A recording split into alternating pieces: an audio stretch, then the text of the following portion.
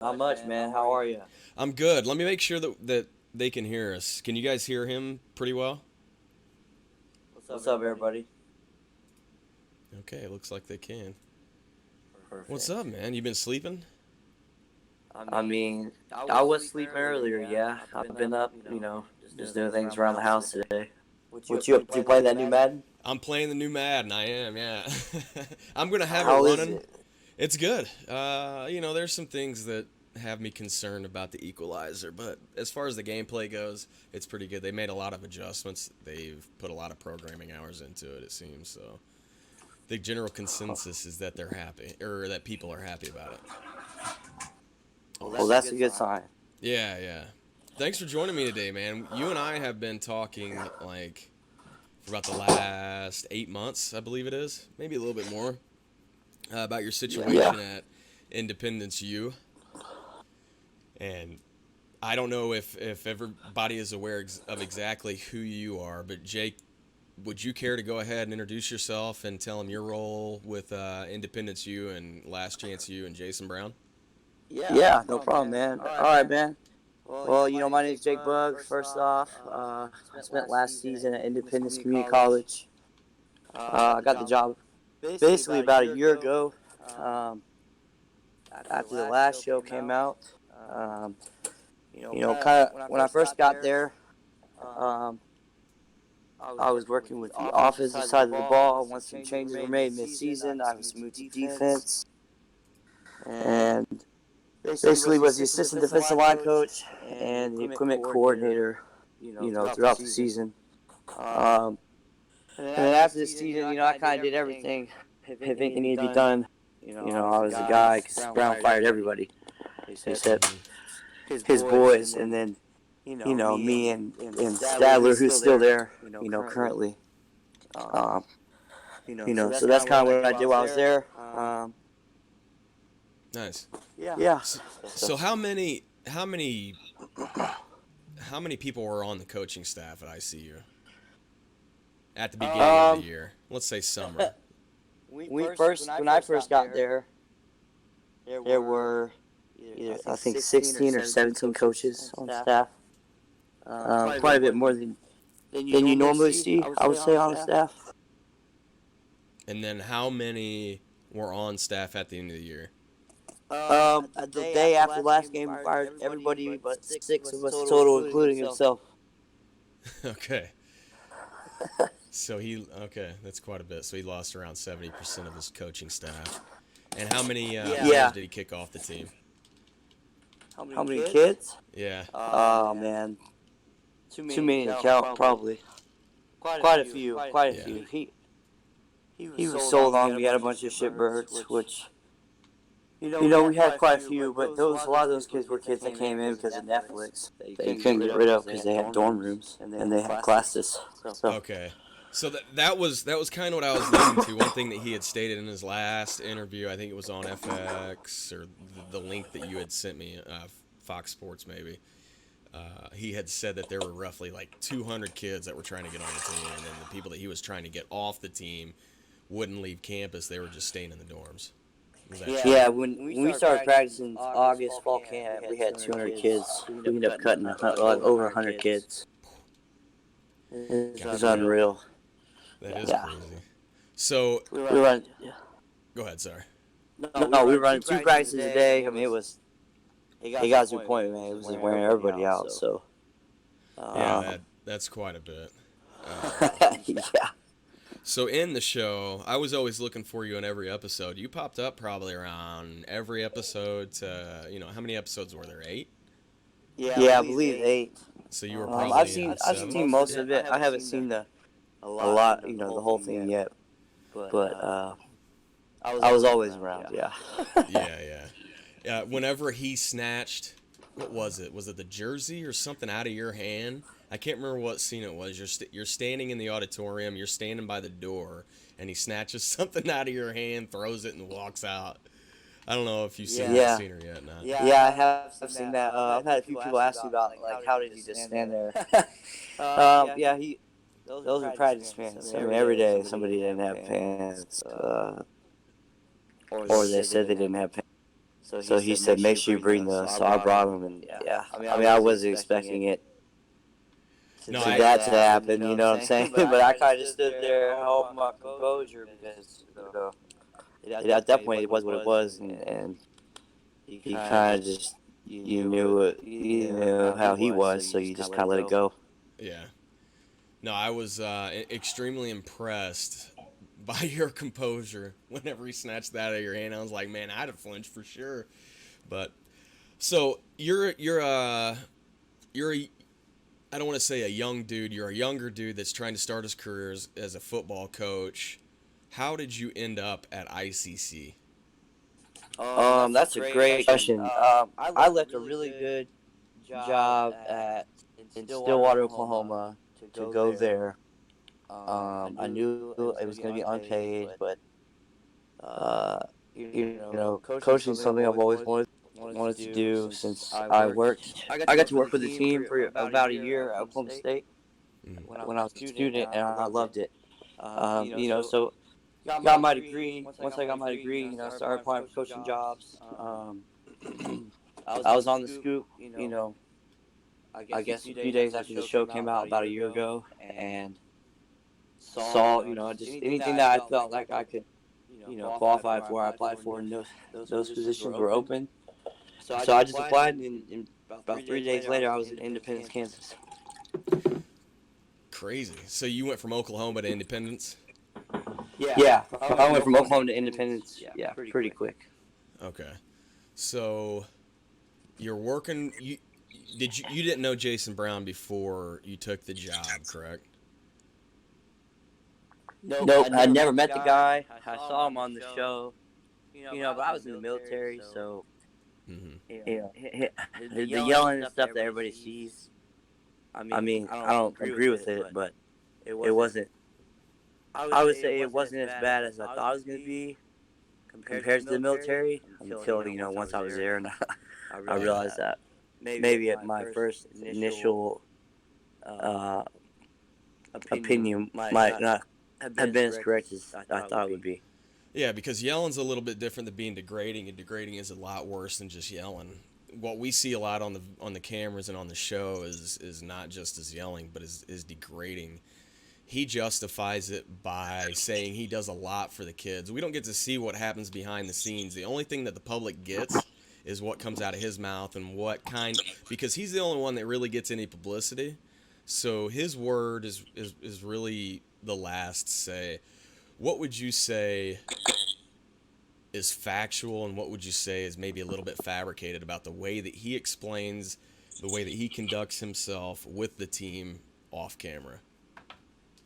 I think he says he does a lot for these kids, and I think what he should say is he does a lot for the guys that go D1, like to Georgia and Cal.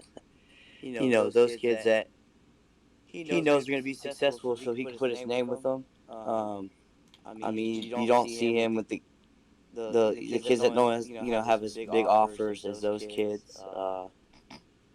And if he says he gets them all these offers, he has all these kids that go D1. Really, what he should say is his staff gets these kids those offers because the other coaches I watch every day sit down with coaches that came in to recruit. Not Brown only sat down with the dudes from A&M, from Texas, not the guys from Pitt State or Southeastern Missouri. Just the smaller D1s.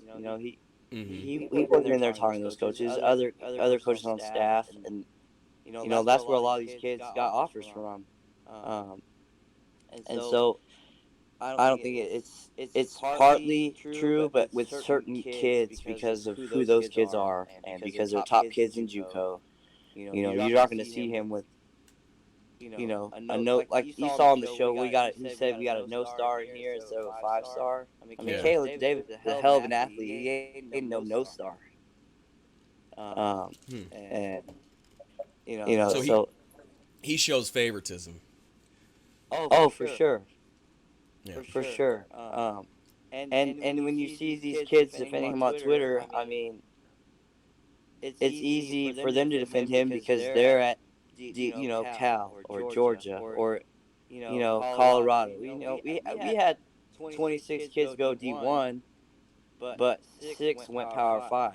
And those were Yeah. probably the 6 that he would talk to or interact with more than the other 20 that didn't go Power 5. It's interesting to me because it's almost, I can't necessarily say it's manipulative. I don't know what the exact word is. I know what you're saying. I've seen it in real life.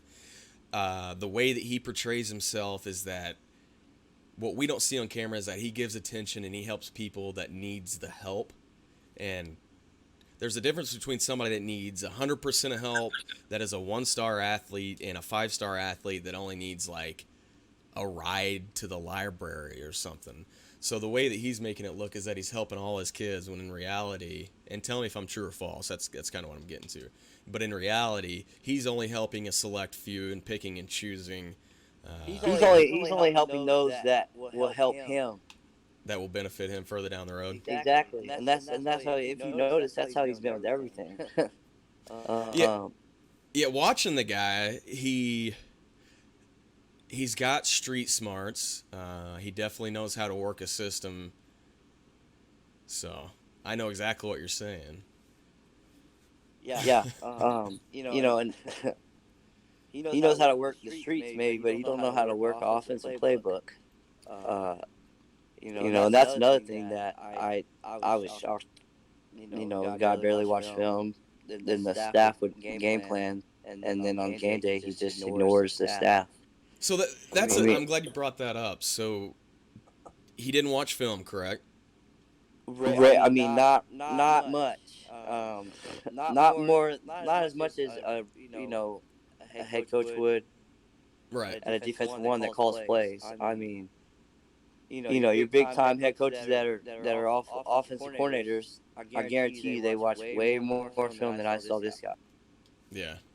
So what part did he have in the game plan? Was he helping with the game plan, or was he just letting you guys take care of it?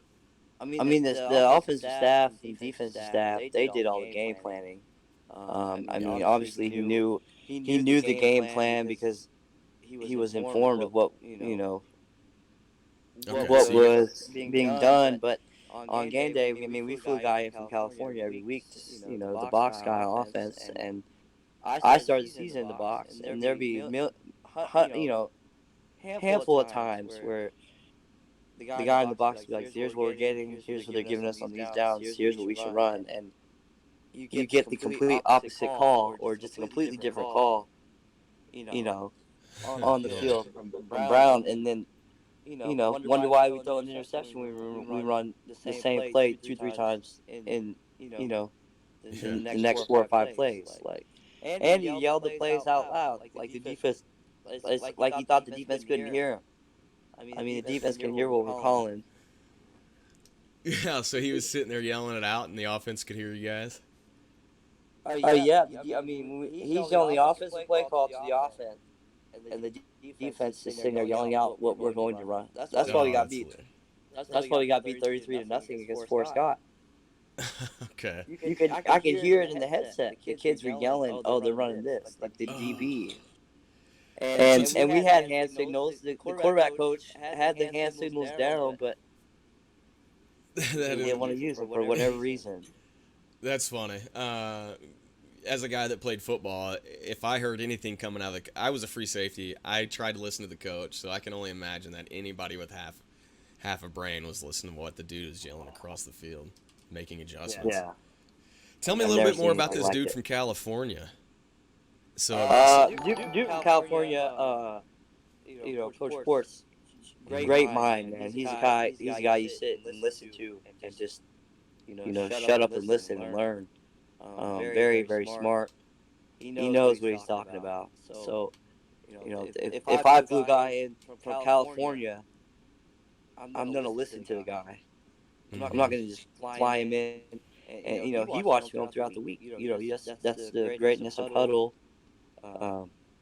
yeah, the you're able service to huddle. watch game plan, and And the guy knows what he's talking about. So he's definitely one of the smartest coaches I've been around. And he took care of us young guys, and he taught us as much as he could, in the short time that he was around. So Yeah. I have much respect for that guy for sure. So there's so many different directions we can take this conversation. Jason Brown is currently out promoting his book after the release of his second season of Last Chance U, and which would be Last Chance U's fourth season. The question that I want to get into is pretty much the legality of everything that's going on right now, and the way that you've been thrown under the bus, and the way that you're having difficulty getting into back into the coaching profession, because Jason Brown has said that he was going to do everything in his power to make sure that you didn't get a job. I'm curious as to how all this started and why you're getting attacked. Were you the one that spoke up first? Help us understand this a little bit better. Yeah, so in January, I went to him and told him, hey, I'm not going to be able to stay here, and work for free for much longer. You come to a point where you can't afford it. You got to make money. Mm-hmm. And so right before I left, he posted the DFO job, and I said, hey, man, well, I pay somebody else, and I can do the DFO job. So I got promoted to DFO right before I left. And I'm thinking it's going to be a paid job, because that's what it said on the scoop. And we talked about it. Well, I go talk to him about it. He said, "No, man, I can't pay you. I don't, I don't have the money." Which I thought he was, BSing, because he just hired you guys as the convention that were paid. I got friends there in the NFL. They're coaches. I got friends at D1s. They're coaches that knew me when I was a student at Oklahoma State. And when a guy in the NFL tells you should leave a place like that, I'm gonna listen. He knows what he's talking about. So I resigned in January 21st, and then around 27th, I left Kansas, and came back to Oklahoma. Mm-hmm. About a month after I left, I'm on social media, and I see Alex posted this text message conversation. So, I hit him up, because Alex was my guy. He was the ref. He was like the only manager that really, showed up every day and did everything that you asked him to do. Never was a problem. Who's Alex? Alex was a student he came from Germany. He got here late in fall camp, and so he wanted to play football. And we told him that if he was a manager, he could play in the spring. Okay, so for the viewers and everybody listening, Alex is the guy that was on the receiving end of Jason Brown's text message that initially got him fired, and it read something about Jason Brown being his new Hitler. Go ahead, Jake. Yeah. And so another kid put it out on Twitter, and I just retweeted it and said that I was glad that I left a place that lacked integrity that would allow something like this to occur, because he went to the president, he went to the AD, and they all didn't do a thing about it. Which I'm not surprised, because they let Brown do whatever he wanted, and so it should be no surprise now that both of them have resigned, on top of Brown resigning. So clearly something was going on in the background, or else they'd still be there. Mm-hmm. So I put it out there. Then Brown tries to call me the next day. I'm on my way to a job interview, and I know he's just going to call and yell. So hold on. You were the one that released the text message? Another kid that Alex knew put it on Twitter, and all I did was just retweet it with a comment about being glad that I left a place that lacks integrity. I put it out there for everyone to see, because I think there's a certain point. There's a difference being hard on a kid and then crossing the line with the kid.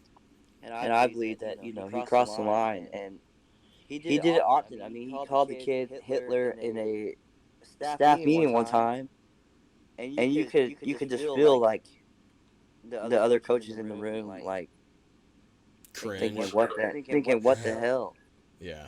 And Jason stated that, or Coach Brown stated that he called himself Hitler. Yeah, that's a lie. He started calling him that after that staff meeting, and even the kid was like, "No, no, no, like not Hitler. That's not my name." And so I think the kid just got to a point where he realized that Brown was just going to call him Hitler, so he just tried to laugh it off. As Yeah. far as like the Mind Comp picture of him, that was a that was another classmate's book that he took a picture of holding it, and I even had a coach at ICC text me asking me to send them that picture, and I knew then that they were just trying to set themselves up to make it look like Alex was this kid that loved Hitler, and that just trying to put him in a bad spot. Um, Yeah, the and way so that Jason. that whole story is fabricated. Okay. The kid did everything we asked him to do when I was there, so I don't have any reason to believe that in a month that he would just change completely and be this complete opposite kid than what he was. Yeah. Uh, yeah, because the way that Jason explains it and the way that the show explains it is that the Alex kid was a kind of a nuisance, which didn't make a whole lot of sense to me, but was a distraction to the team. He was running around pretty much calling himself Hitler, joking about it, laughing. I just, it was hard for me to comprehend that whenever they showed a little bit of Alex and his personality at the end of the show, and they really focused on how much Alex was kind of helping be a manager whenever Jason was kind of explaining what happened. He was the only manager that went to every game, away game. I mean, he traveled with us, and you don't usually let managers travel. Um, he's the only kid that did everything we asked him to do. He did. After all the coaches were fired, he helped us, and he worked almost as long as we did.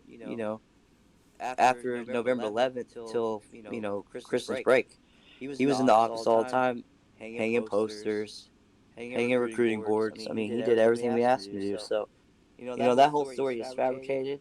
I mean, I guess you got to do what you got to do to try and make yourself look better, but that's what narcissists do. They can't take the blame, and I mean, he never even apologized to the kid. Yeah. Huh. Well, he lost his job for it, so. All right, so he should have lost his job a lot sooner. Uh, I agree, and I think the fact that you touched on it, that there was something going on with the AD and the president of the university or the college. So it's January. You've sent this text out. Jason, you're going to a job interview, and I believe it's January is what you said. You're going to this job interview, and Jason Brown is calling you on the phone. Go ahead and take it from there. Yeah. So that was in February. This was literally the next day after I tweeted out the text. After I retweeted it out. I didn't answer the phone because I'm on the way. I'm about to be at a job interview. So I text him. I'm like, "What's up, man?" He goes, "Nah, man." He said, "Call me like a man, homie." And I basically told him that I wasn't his homie and that I wasn't scared of him like everybody else is, and that he should tread lightly. And he basically said that I would see him soon. And so I just told him good luck and left it at that. Uh, so I haven't talked to the guy since. About a week after that, he goes on Twitter, tries to call me out, saying I was fake and a fraud, and that I'd never worked at ICC, that I was never a coach there, that I was just a bad equipment manager. But I must not have been so bad because after he left, they wanted me to come back as well as some other coaches that left. The QB coach also. So, I must not have been so bad at what I was doing, or else they wouldn't even ask me to come back. I didn't go back because the AD did not allow it, which I was not surprised. I was not surprised. So. Yeah. I remember that tweet whenever he said that you were a fraud and you weren't even in the show, and it's funny because you're obviously in the show. I just don't understand why everybody hangs on to his last word whenever he's the only word that's going public. Right. Did he? Yeah, I don't know how people can defend the guy on Twitter when he's been indicted on 10 charges, 8 felonies. Like you think the law just like makes this stuff up out of thin air? Right. Yeah, we're getting that. So, did he threaten you like physical harm if you don't keep your mouth shut? No, he didn't threaten me. I don't think he threatened me. You know, I got some emails. I can't go too in depth on. Like a couple days after, talking about cease and desist, anything with Jason Brown, and when I went back and forth with whoever that was, Yeah. which I'm now learning that it wasn't that lawyer, because that lawyer has no idea about any of the emails with his name on it. So whoever it was, I went back and forth with. You know, after they tried to come after me as far as legally. Yeah. And I kind of just let it go. And then I got a message a few weeks ago in June to call the sheriff's department in Montgomery County. So about a week after I talked to them, the charges, they came out, and kind of just now waiting for the legal proceedings to, go from there. Yeah. And I'm not sure what you can and can't talk about, so don't feel like you have to talk about anything, but it is public information that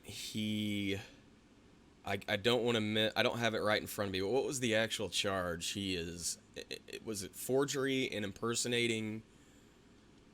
Yeah, like I think I know it was blackmail and identity theft, and I didn't even know it was going on. I guess the newspapers turned him in. So Mm-hmm. I'm now involved in something I really don't want to be involved in, but can't do anything about it. So No. I mean, you're not the one that committed the crime. You're the one that was on the you were on the receiving end of the crime. And what I understand, the letter went to you and it went to the newspaper. So. yeah, I mean it's really an unreal kind of thing. Like I said before, if I knew this was going to happen a year ago when I took the job, I wouldn't have taken the job. I would have stayed where I was at in a good spot. And I see him going out on all these shows saying that young guys should be appreciative, and if anything, he should be appreciative that everybody stuck around as long as they did. I see a lot of people calling out, Coach Morales, quarterback's coach. Mm-hmm. I mean, that dude is smart. You tell me you wouldn't tell a quarterback, hey, you're only going to play one play ahead of time. Because in the game, if a kid plays one play, throws a touchdown, you pull him, what's he going to think? Yeah. Right. If anything, the kid's prepared for it, and you don't have to worry about, what's going to happen when I pull you after the first play. So, Yeah, if you want to say that he was trying to undermine Brown, to be honest, he wasn't. I mean, you guys don't know the toxic environment we're in every day. You don't know, all the stuff that happened behind the scenes. I mean, that guy did all he could with what he could. I mean, he should have had a Jay Jones healthy all year, because Jay Jones shouldn't have played the first game. And everybody knows that, except Brown won't admit it. Why was he injured? Wasn't healthy? Yeah, he was not 100%. He was not 100%. But Yeah. Brown's the kind of guy that if you don't play, you call it, you're going to be soft. Right. And then you're not going to play maybe next game because the kid behind you played better than you. Mm-hmm. Then you bring in, another thing, you bring in Malik Henry after fall, basically after fall camp ends. And so then what are your guys thinking that you recruited? So and Malik Henry was a great kid. I don't know why they, made him look so bad last year on the show, but he came in, was quiet, went to class, did everything he was asked to do. Great kid. I mean, Nevada got a hell of a deal with him walking on there, and I'm not going to be surprised if he starts. Yes, the show does a really good job of picking and choosing what storylines they're going to tell. The people that really want to follow the kids or the stories afterwards, it's pretty clear what's going on with the show after it goes to the editing room. Going back, we'll get into Malik Henry here in a second. Some of these guys would like to ask you some questions, but I want to get we'll get to the point of where you're at now. What Brown is out doing is he's out promoting his book, and there are some storylines that he's telling What is it that you want to clear the air about, and what message do you want to give the public that the public isn't necessarily hearing, or what side of the story? I would say don't believe everything you hear him say. I mean, he said he didn't know anything about anything about what's going on with the charges, with the emails. I mean, the dude knew something was coming because they talked to him before they talked to me. Uh, so he just put on a show. He's trying to do what he can. I mean, you gotta do what you gotta do to pay your legal fee. So any way you can make money, I get it. Uh, but the thing is, everything a lot basically, I'd say 95% of what he's saying about staff, the kids, uh, Alex is all false. Um, and he's got to do what he can to cover himself because he knows he messed up. And the reason that you know I've gotten calls from some of the other coaches that were on staff. I've talked to the other guys that were on staff that resigned or quit, and they know everything I'm saying is true. They just can't come out and say it because of where they're at, their next job and things like that.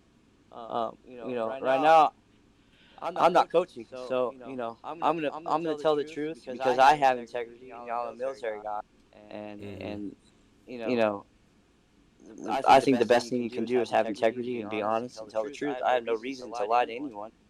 Right. Um, if I'm so unimportant and everything I'm saying is false, then why was he tweeting about me at 11 p.m. at night right before he resigned? So That's a good point.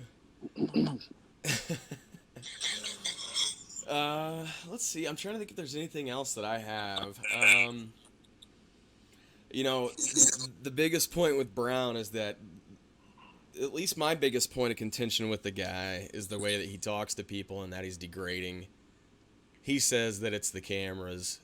Is he as degrading as the cameras show him off camera? And does he have a good relationship with his kids? I mean, certain kids, maybe the kids he brought in, and like I said, the big name kids that are going to go to big name places.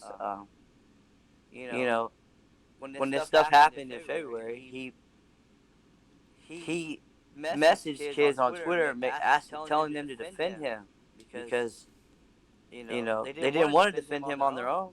He said, defend, go out there and say that I helped you get to where you're at. That if they fire me at Independence, that you're never gonna go back there when you make it to the NFL. Like I have the screenshot that was sent to me by one of the players.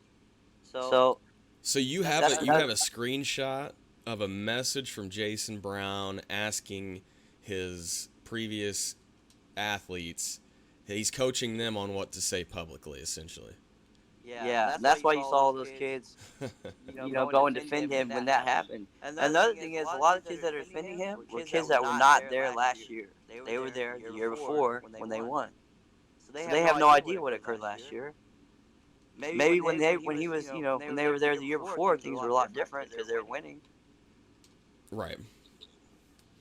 It's easy to defend somebody when you're winning and you weren't there. So. Right.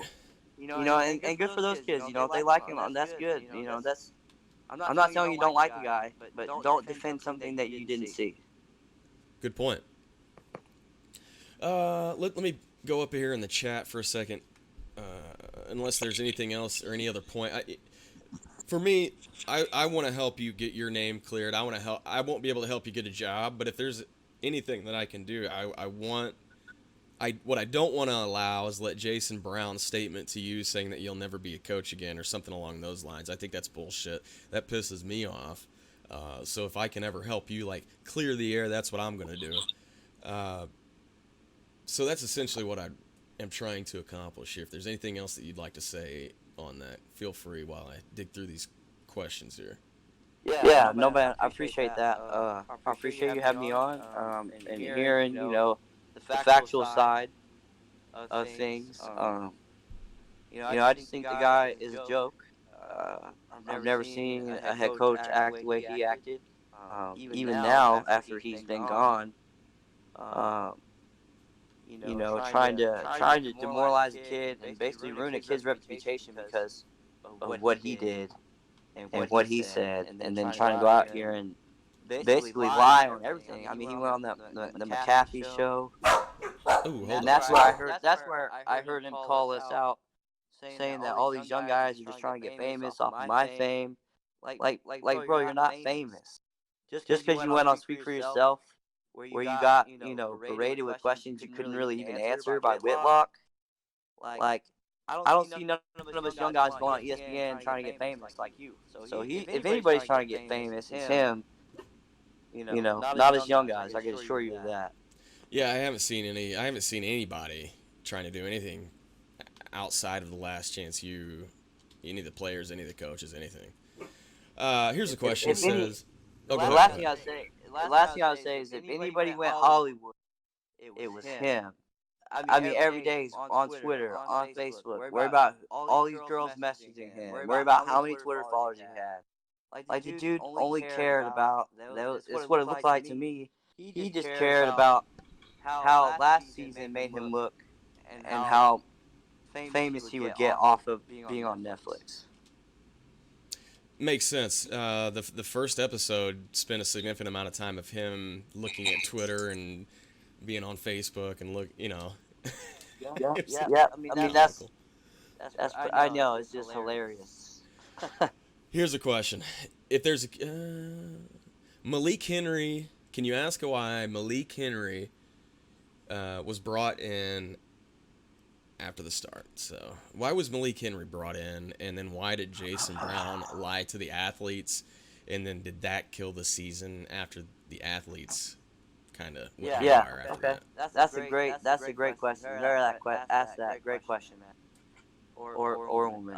So basically, Malik Henry was brought in because, like I said, we knew Jay Jones was not 100%. After suffering the injury in camp, and we wanted to have a guy that we knew could get the job done in case the guys behind Jay Jones couldn't. Another reason I think Brown brought it back was because he wanted to help the kid, get an offer and go somewhere, because he didn't really have any offers because the show last year pretty much kind of hurt his reputation as a kid and a player. I honestly, when it first happened, I didn't even know he told Malik something else.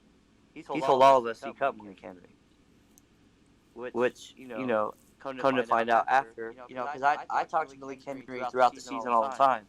I say I have a good relationship with him, and like he said in the show, that's not what he was told. Brown told him that we couldn't block for him. And the kids talk. I mean, the kids aren't stupid. I think whenever they brought him back, it really kind of killed the team vibe, the energy. Because they went through camp together, they bonded together through summer workouts. Even before I got there, and so they all believe, hey, Jay Jones is our guy. And so to bring in a guy like Malik Henry, which they knew how he was last year. And they, when you see how somebody is, you expect it to be the same, which it wasn't. So they just kind of had that mindset, like, oh man, it's gonna be like it was last year. So like, damn it, I hope this doesn't happen. That's why you see the kids kind of voice their, concerns in their little, leadership meeting. Right. And so I think bringing him back, definitely killed the team morale because, like I said, they thought, Jay Jones is their guy, and they'd all bonded through, the spring, summer, and into fall camp. Yeah. Yeah, it was a significant instance because the receiving core had shut down after that, in my opinion. So here's another one. Do you think that the playbook being sold determined a lot of the outcomes of the game for last season? Do I think the playbook being what? The playbook being sold. So I think it might have been around episode 4 or 5. They say, okay, so in junior college, I guess there's a lot of turnover usually. And I don't really know if our playbook was sold. To be honest, I think that's just a scapegoat Mm. because whatever he was doing on offense didn't work.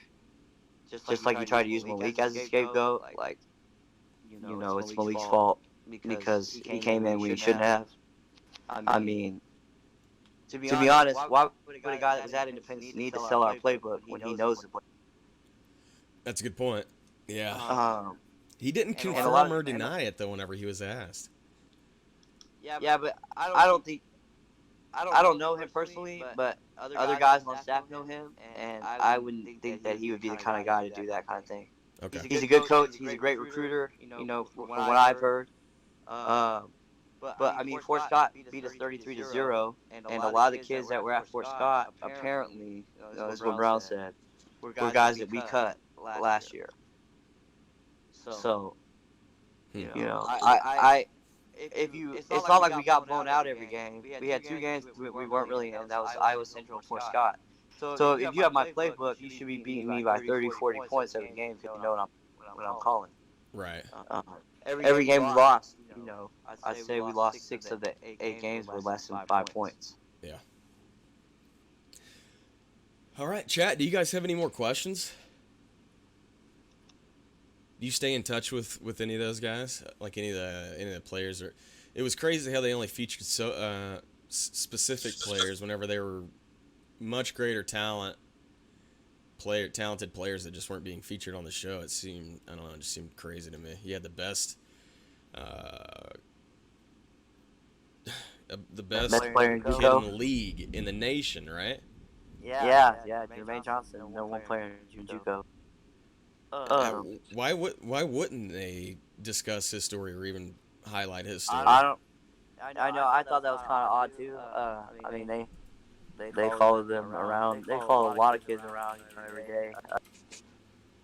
But they gotta sell what they can sell. On Netflix. I think the stories you did see were really great stories, especially KD's. Everything he's been through. That kid's gonna go far. He just he has that determination. But yeah, it is odd you don't see as many big time players as you think you see, like you did the year before, featured on the show. Here's a good question. The higher-ups in the school acted like they were shocked about Brown's behavior. Were they aware of the situation the entire time, or was it a cover-up? Oh, they knew how Brown was. I mean, you saw how many times the AD was in his office. Mm-hmm. I've never seen an AD around that much. They seem to be very close.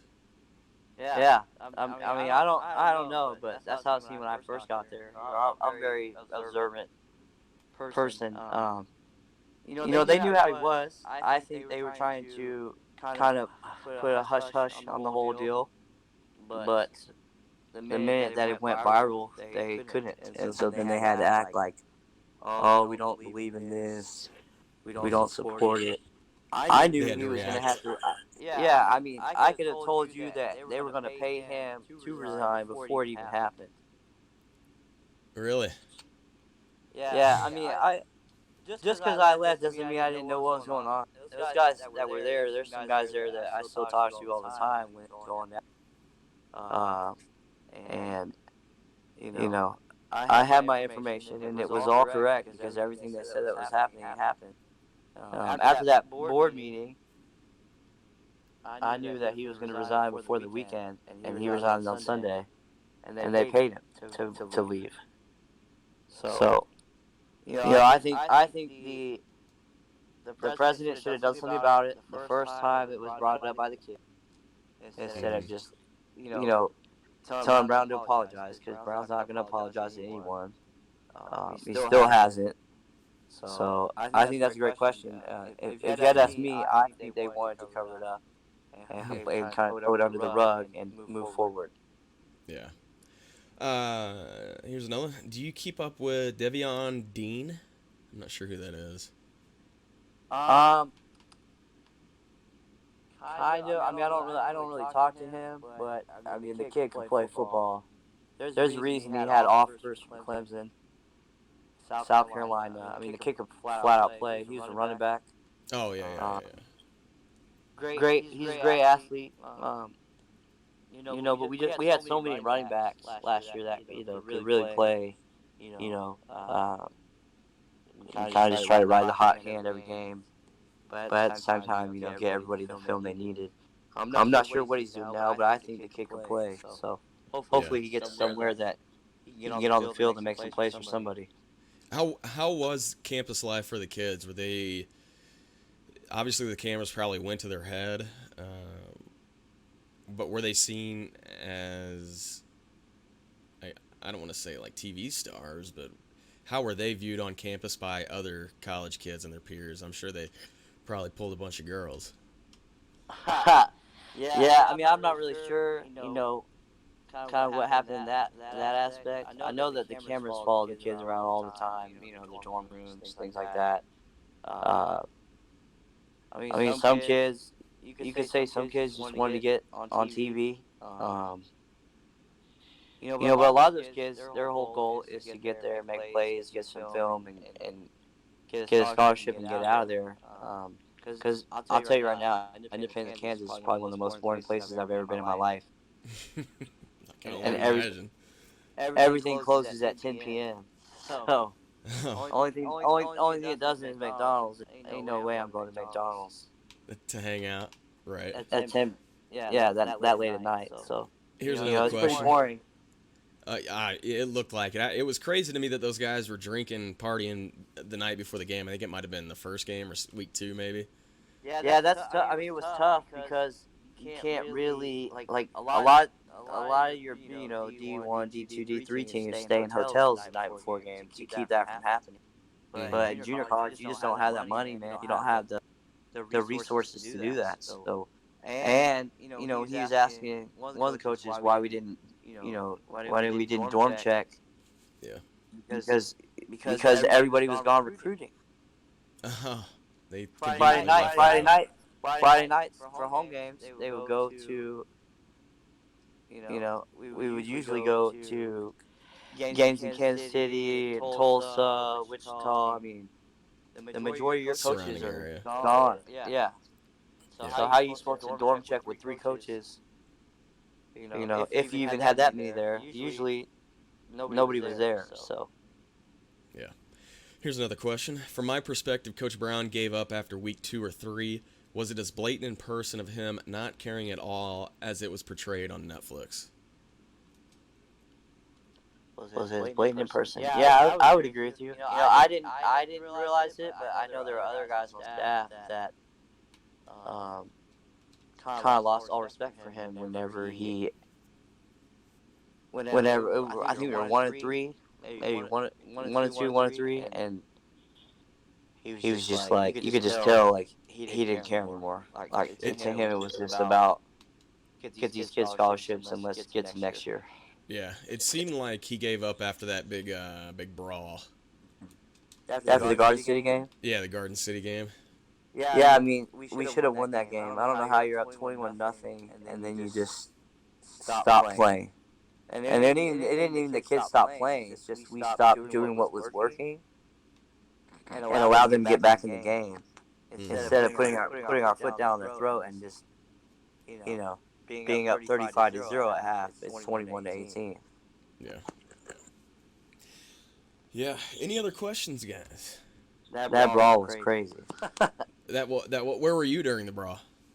I was in the box and I saw it starting to happen.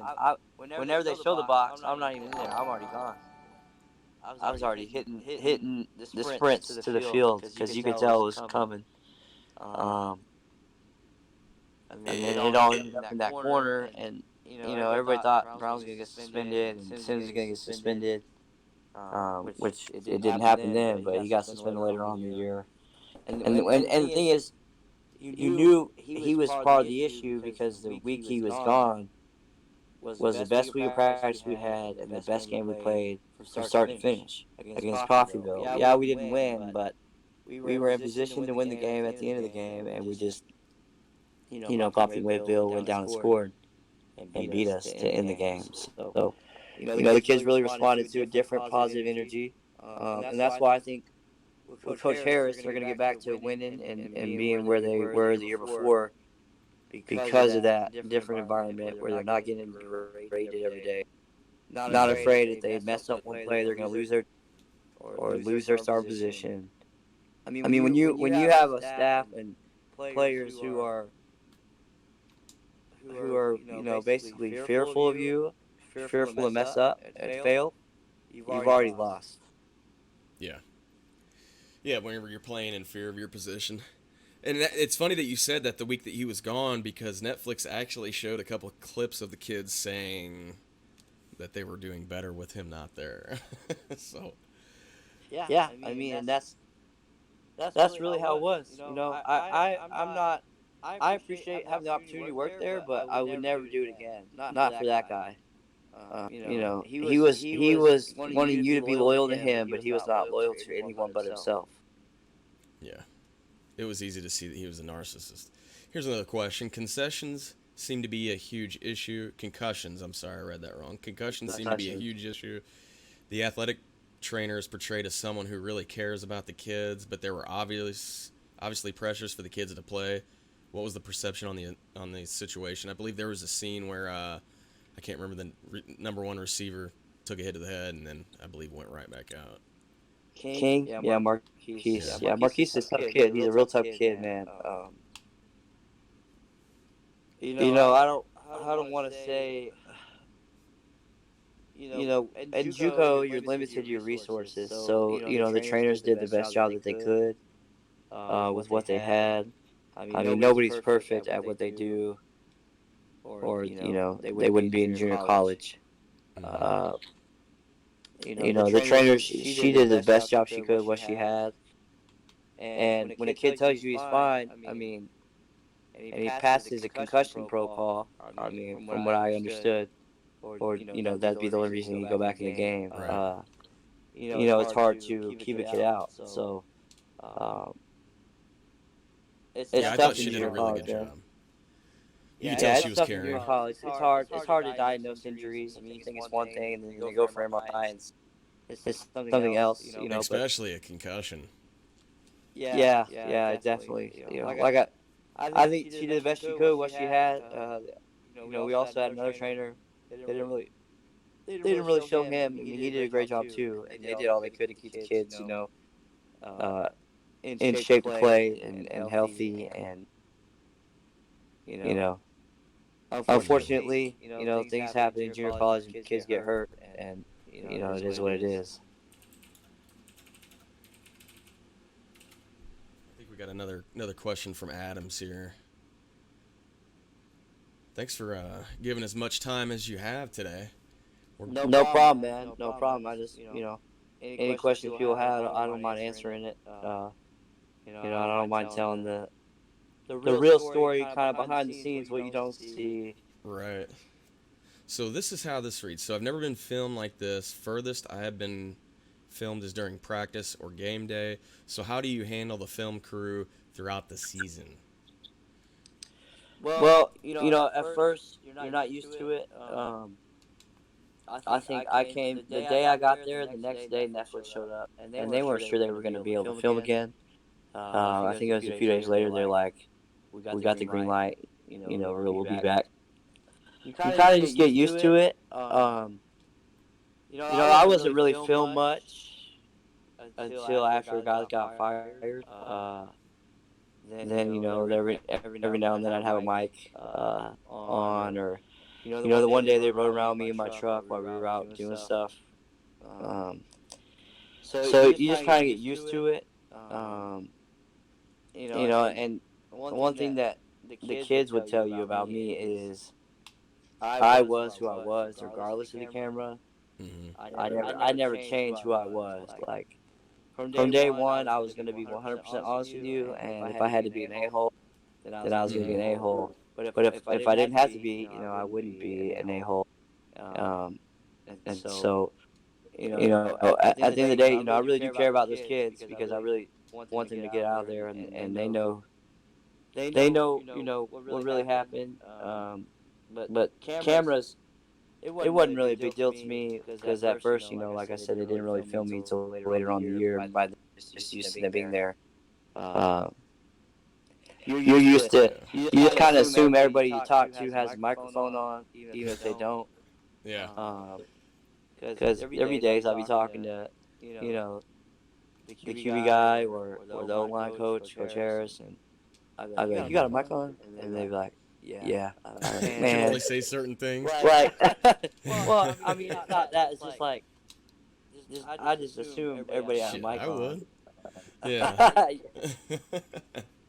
I How mean, many you're cameras? How many aware of it. cam? Go ahead. Sorry. No, I mean, you're aware of it, but I was never afraid of anything I said Yeah. to anyone. So, How many camera crews did they have? Like how many? Yeah. How many camera crews did they have? How many cameras? I'd say they had on campus. They had probably two, maybe three on campus at all times. They were great, man. Those guys are awesome.